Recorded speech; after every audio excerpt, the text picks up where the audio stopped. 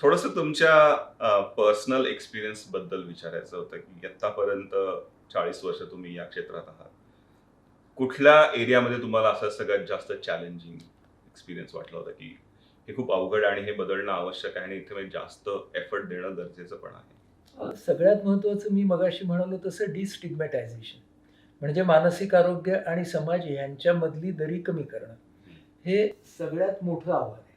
हं, आणि ह्या आव्हानाला तोंड देण्याचा प्रयत्न करताना असं लक्षात आलं, की आपण समजा आपलं काम हे मानसिक आरोग्याच्या सुद्धा एका विशिष्ट भागापुरतं मर्यादित ठेवलं.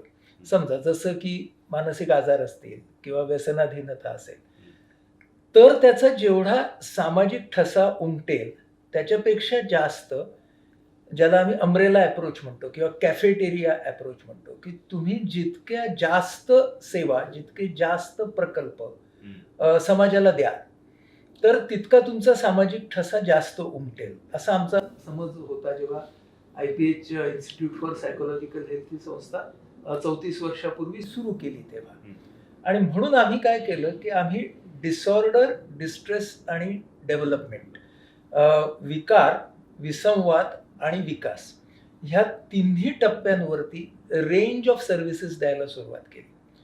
कारण त्याच्याशिवाय तुम्हाला तो ठसा निर्माण नाही करता येत. त्यामुळे सुरुवातीपासूनच आमच्या कामाचा हा डिस्टिग्मॅटायझेशन हा फोकस असल्यामुळे टीमने काम करणं हा अध्यारूत भाग झाला.